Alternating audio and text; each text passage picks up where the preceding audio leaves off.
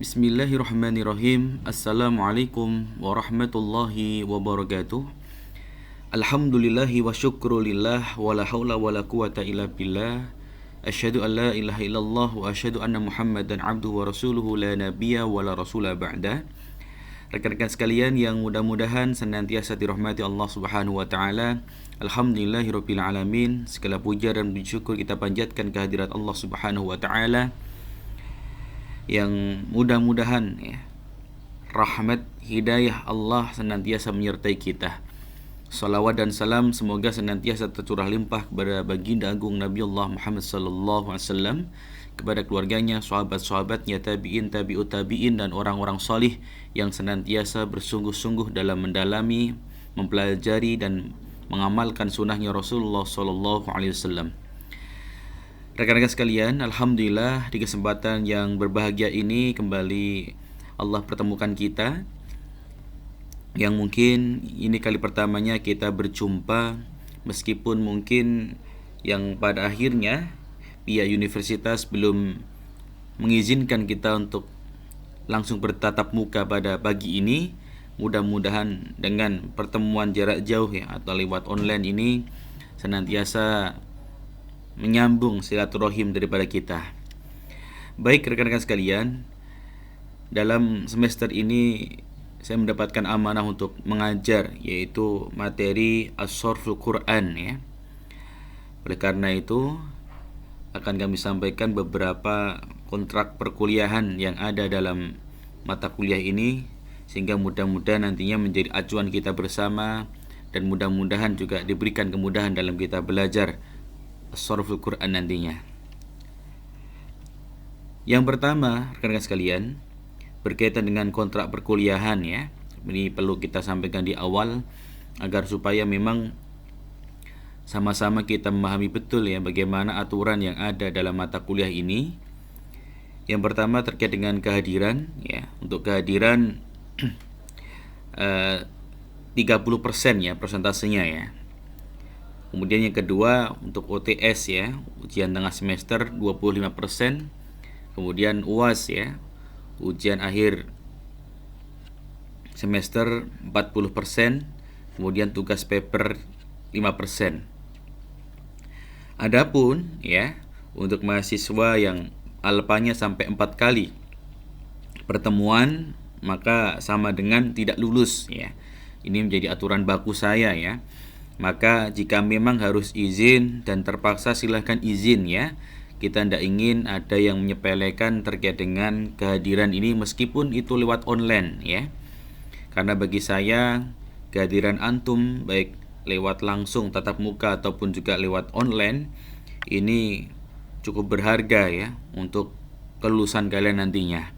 Sehingga jika memang harus terpaksa izin, kami mohon untuk bisa disampaikan pada kita atau mungkin disampaikan kepada rekan-rekan yang ada di kelasnya, sehingga kemudian ada catatan tidak alpa, tapi kemudian ada alasan yang syar'i yang bisa diterima kan insyaallah.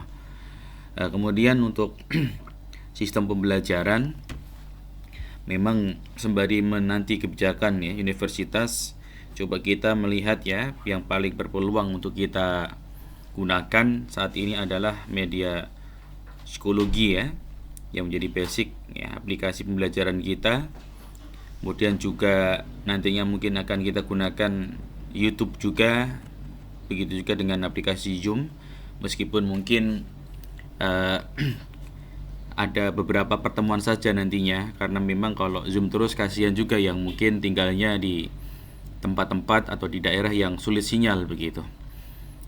Tapi insya Allah nanti dalam beberapa pertemuan akan kita coba lewat Zoom insya Allah. Ya mudah-mudahan nanti segera ada kebijakan baru ya.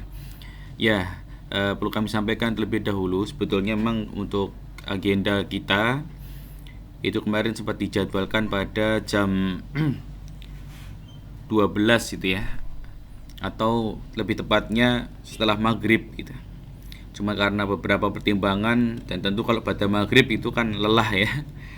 Ya karena itu ya saya minta ganti waktu, alhamdulillah diizinkan, meskipun kemudian antara kelas A dan B dan C itu memang tidak satu waktu begitu ya. Mudah-mudahan nantinya bisa menjadi kesempatan kita untuk bisa maksimal dalam pembelajaran kita insyaallah. Kemudian nanti untuk sistem absensi ya, biasanya saya gunakan untuk media psikologi untuk men-share ya video pembelajaran, begitu juga dengan materi pembelajaran yang ada ya. Setelah itu biasanya saya minta untuk melihat ya video pembelajaran yang ada lewat YouTube ya. Kenapa lewat YouTube? Karena bagi saya YouTube saat ini mungkin termasuk aplikasi pembelajaran yang cukup ringan ya. Artinya banyak sekarang beberapa layanan ya, pihak telekomunikasi yang menyediakan unlimited YouTube dan lain sebagainya. Oleh karena itu kita manfaatkan itu sehingga mudah-mudahan memudahkan kalian dan kita semuanya untuk belajar. Kemudian untuk absensi juga nantinya setelah melihat lihat tayangan di YouTube, saya minta juga untuk ada absen di YouTube-nya, kemudian juga dia lewat aplikasi WhatsApp-nya ya, lewat grup masing-masing kelas. Tapi ala kulli hal, sekali lagi rekan-rekan sekalian, jadi kami juga pernah menjadi mahasiswa bagaimana kalian ya. Maka bagi saya ya, kesungguhan antum dalam mengikuti pembelajaran baik itu yang offline maupun online ya, itu sangat penting. Oleh karena itu jika memang terpaksa tidak bisa mengikuti, mohon konfirmasi ke saya atau mungkin konfirmasi di grup sehingga kemudian kita tahu alasan kenapa dia tidak masuk kuliah gitu. Baik, itu tadi ya beberapa terkait dengan kontrak perkuliahan kita. Mohon diwaspada ya. Untuk alpha 4 kali pertemuan sekali lagi tidak lulus, bahkan ujian pun misalkan dia bisa lolos ikut ya enggak saya kasih nilai begitu ya. Karena bagi saya kehadiran ini sangat penting ya.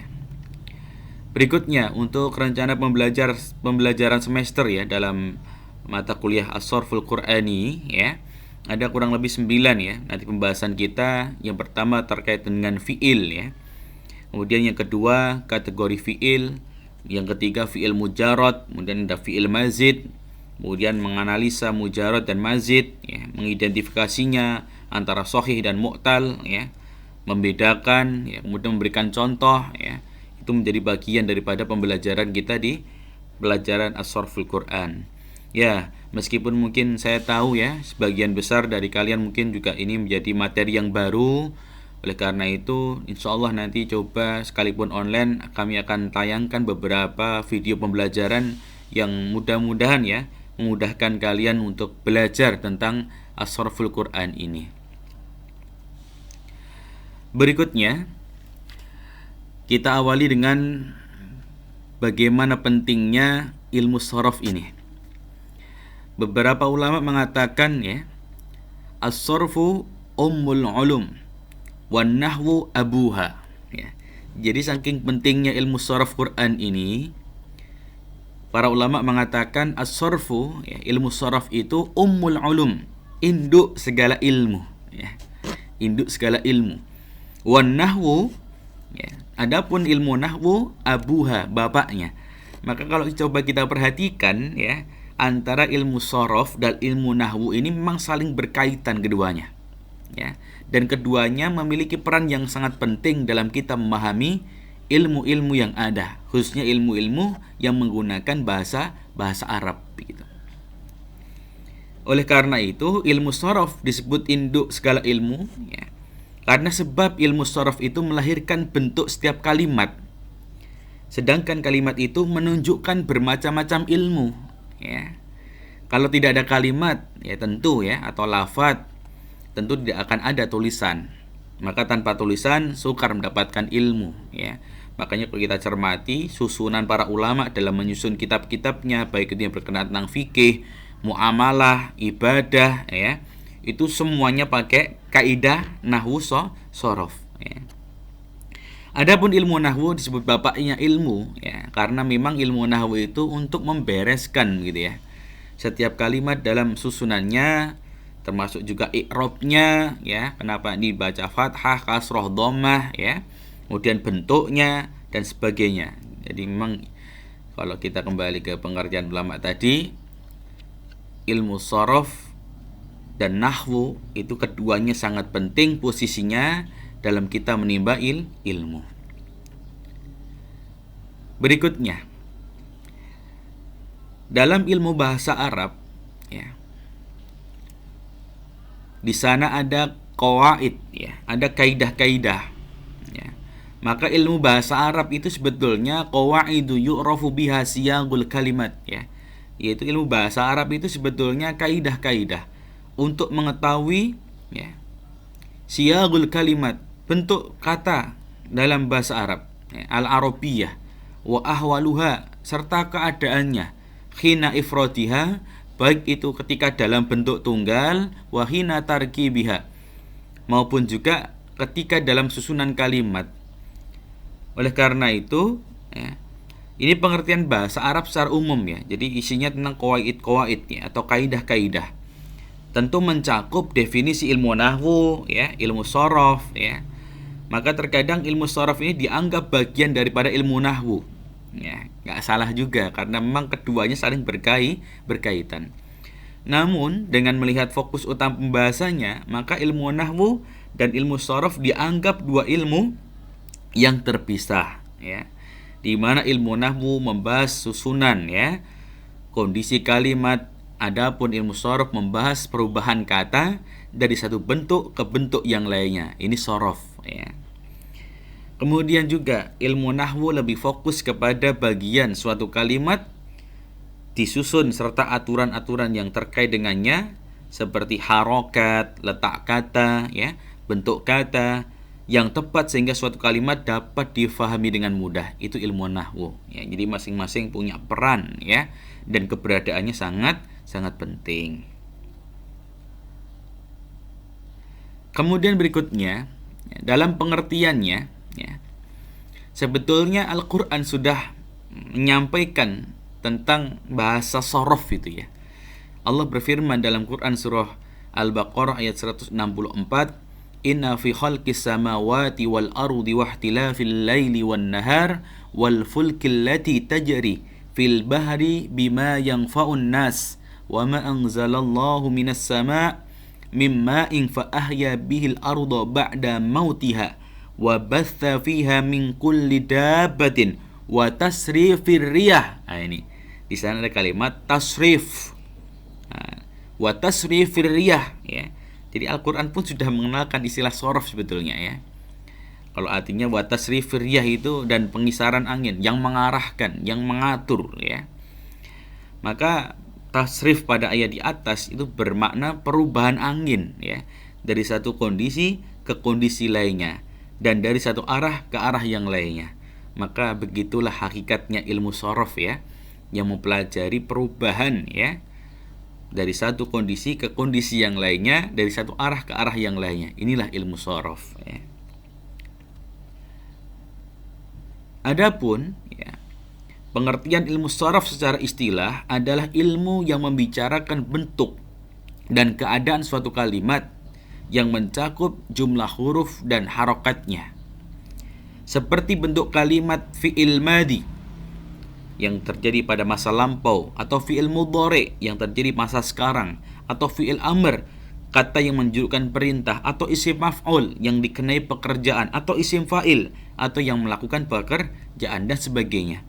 Maka yang kita garis bawahi adalah ilmu shorof atau tasrif adalah ilmu yang menjelaskan tata cara mengubah suatu kalimat dari satu bentuk ke bentuk yang lainnya dengan maksud menghasilkan makna yang berbeda-beda. Ya, jadi tentu kalau ada perubahan kata, kalimat, ini kan akan merubah makna, ya, dalam bahasa Arab itu.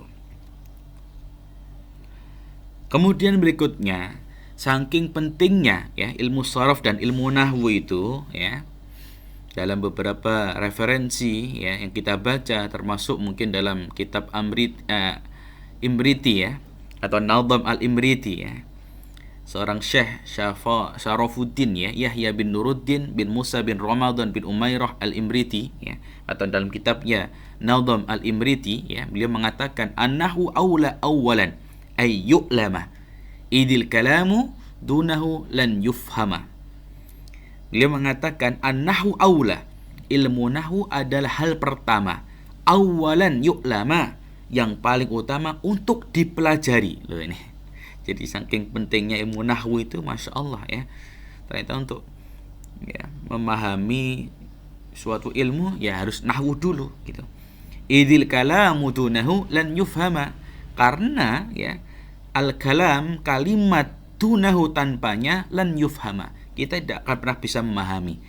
Ya, tentu ya bagaimana kita bisa mengartikan kalau kita tidak tahu posisinya, apakah dia sebagai mubtada, khobar ya, atau mungkin sebagai fiil, fa'il, harf, kita tidak tahu fungsinya, maka tentu akan salah dalam memberikan pengertian atau memahaminya. Inilah betapa pentingnya ilmu sorof dan nahwu dalam syariat kita, termasuk dalam kita mempelajari ilmu-ilmunya Allah. Oleh karena itu, rekan-rekan sekalian, mudah-mudahan di satu semester ke depan Allah berikan kepada kita kemudahan, Allah berikan kepada kita kelancaran ya dalam kita mempelajari ilmu sorof nantinya. Demikian sekalian beberapa hal yang kami sampaikan ya. Kemudian setelah ini biar lebih paham lagi, silahkan ya bisa disimak ya video berikut agar supaya antum sekalian dan kita semuanya memahami ya, termasuk nantinya perbedaan antara ilmu nahwu dan juga ilmu sorof lebih mendalam lagi insyaallah. Demikian yang Ustaz sampaikan. Jazakumullahu khairal jazaa atas perhatiannya. Setelah ini silahkan disimak videonya, dan kemudian kami ingatkan ya untuk yang sudah menyimak bisa mengisi ya list absensi lewat kolom komentar yang ada, kemudian mengisi absensi lewat grup WhatsApp yang ada. Jazakumullahu khairal jazaa. Syukran. Assalamualaikum warahmatullahi wabarakatuh. Bisa belajar Islam dan bahasa Arab.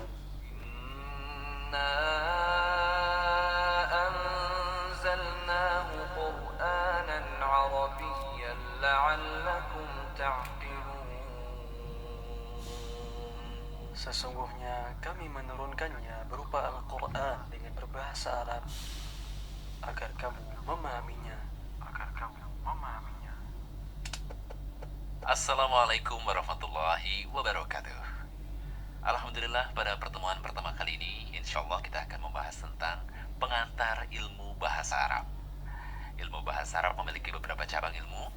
Di antaranya adalah ilmu nahwu, ilmu sorof, ilmu mantiq, ilmu balaghah, ilmu arud, dan ilmu lainnya. Namun di antara banyak cabang ilmu bahasa Arab, ada dua ilmu yang harus dikuasai oleh pemula, yakni ilmu nahwu dan ilmu sorof. Dengan mempelajari ilmu nahwu dan ilmu sorof, insya Allah kita bisa membuat kalimat dalam bahasa Arab yang benar sesuai dengan kaidah-kaidah bahasa Arab. Adapun ilmu-ilmu lainnya seperti ilmu mantiq, ilmu balaghah, dan ilmu arud sudah tidak lagi membicarakan cara membuat kalimat yang benar dalam bahasa Arab, tetapi sudah sampai pada cara membuat kalimat dengan indah, baik susunannya maupun maknanya. Jadi, sebagai pemula, kita wajib untuk menguasai ilmu nahwu dan ilmu sorof. Pada dasarnya, ilmu sorof adalah bagian dari ilmu nahwu. Lalu apa perbedaan ilmu nahwu dan ilmu sorof? Ilmu nahwu adalah ilmu yang mempelajari struktur kalimat bahasa Arab. Sedangkan ilmu sorof adalah ilmu yang mempelajari perubahan kata dari satu bentuk ke bentuk yang lainnya. Secara sederhana kita bisa mengatakan bahwasanya ilmu sorof itu menyediakan kata-katanya, sedangkan ilmu nahwu itu memberikan kita kaidah bagaimana cara menyusun kalimat yang benar, termasuk di dalamnya cara memberi harokat yang benar. Karena di dalam bahasa Arab, perbedaan harokat juga bisa menyebabkan perbedaan makna. Nah, agar kita bisa memahami perbedaan antara ilmu nahwu dan ilmu sorof, silahkan dibuka diktat ilmu sorof untuk pemula pada halaman 1. Di sana kita bisa mengambil contoh kalimat jalasa zaidun yang memiliki arti Zaid telah duduk. Jika kita melihat kalimat ini, maka kita bisa melihat peran ilmu sorof dan peran ilmu nahwu dalam susunannya. Yang pertama adalah kata jalasa. Ada alasan kenapa kata kerja yang dipilih adalah jalasa. Dan ada pula alasan kenapa Zaid di sini memiliki harokat domatain sehingga menjadi jalasa zaidun, bukan jalasa zaidan ataupun jalasa zaidin. Kemudian yang kedua, ada alasan kenapa kata jalasa lebih didahulukan daripada kata zaidun. Kita lihat di sini adalah jalasa zaidun, bukan zaidun jalasa. membahas ini adalah ilmu nahwu, karena kita mempelajari susunan kata dalam suatu kalimat. Adapun peranan ilmu sorof dalam susunan kalimat ini terletak pada pemilihan kata jalasa. Kenapa yang dipilih adalah kata jalasa? Padahal kata jalasa sendiri itu memiliki 14 bentuk. Ada bentuk jalastu yang memiliki arti saya telah duduk, kemudian jalasta yang memiliki arti kamu telah duduk, dan bentuk yang lainnya. Sedangkan jalasa sendiri adalah kata kerja untuk orang ketiga tunggal laki-laki. Nah, ilmu yang mempelajari perubahan bentuk kata seperti jalasa menjadi jalasta, menjadi jalastu, dan perubahan bentuk lainnya masuk ke dalam pembahasan ilmu sorof. Ini adalah contoh yang pertama. Untuk lebih memahami perbedaannya, kita berikan contoh yang kedua. Misalkan kita gunakan kata alhamdu. Di dalam Al-Quran, kadang kita menjumpai kata alhamdu, yakni pada Al-Fatihah. Alhamdulillahi Rabbil Alamin. Bisa belajar Islam dan bahasa Arab. Bahas ini adalah ilmu nahwu, karena kita mempelajari susunan kata duduk, pesan ilmu sorof. Ini Rabbil Alamin. kita perhatikan bahwasanya alhamd di sini kita baca dengan domah. Namun di kesempatan lainnya kita sering mendengar para khotib membuka khutbahnya dengan membaca innal hamdalillah. Kita perhatikan alhamd pada kalimat khutbah pembuka ini dibaca dengan harokat fathah, bukan domah sebagaimana di Al-Fatihah. Kemudian di lain kesempatan kita melihat seorang ulama, Imam Al-Baiquni, pengarang kitab hadis. Beliau membuka kitabnya dengan mengatakan abda'u bilhamdi. Ia membaca kata alhamd dengan kasrah. Nah, perbedaan penyebutan harokat dari alhamdu, alhamda, dan alhamdi pada 3 contoh yang sudah saya jelaskan tadi dibahas dalam ilmu nahwu. Karena dalam ilmu nahwu, harokat itu sangatlah penting. Bahkan perbedaan harokat bisa menyebabkan perbedaan makna. Contohnya misalkan kita menggunakan kata doroba yang memiliki arti memukul.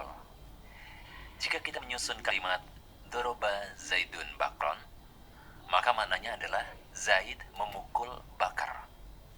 Akan tetapi bila kita membacanya sebagai doroba Zaidan Bakar, maka maknanya adalah Bakar memukul Zaid. Perhatikan bahwa perbedaan harokat di sini bisa merubah pelaku menjadi korban atau objek. Ini semua insya Allah akan dibahas dalam ilmu nahwu.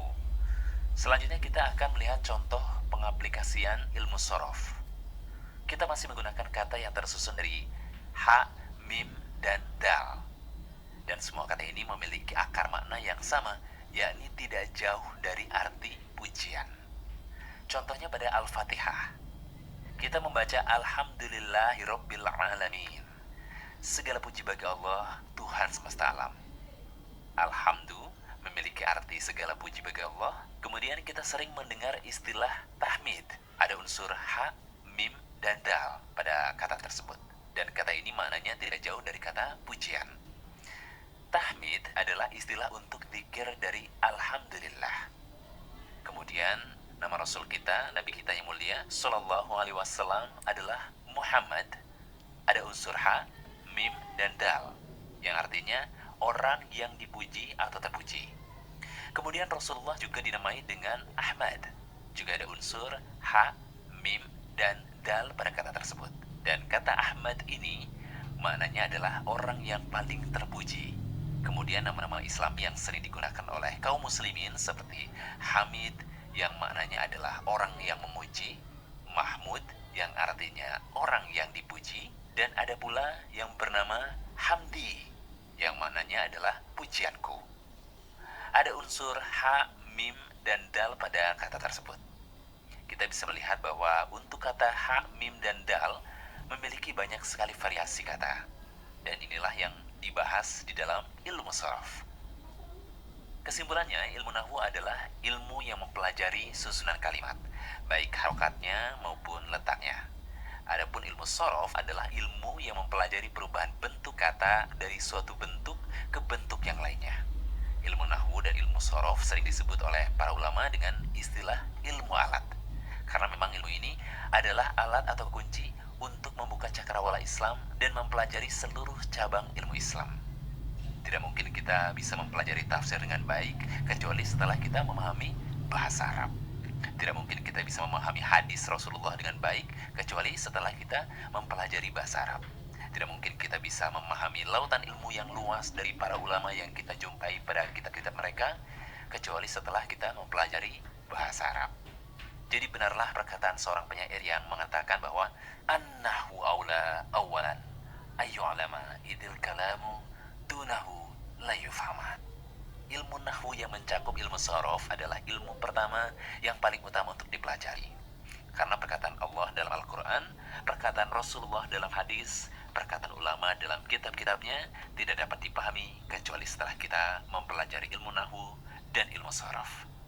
Oleh karena itu, ikhwan dan akhwat, marilah kita berdoa kepada Allah Subhanahu wa Ta'ala agar kita diberi kemudahan untuk mempelajari ilmu nahwu dan ilmu sorof. Demikian pelajaran kita yang pertama. Semoga apa yang saya berikan bermanfaat untuk semua. Wassalamualaikum warahmatullahi wabarakatuh.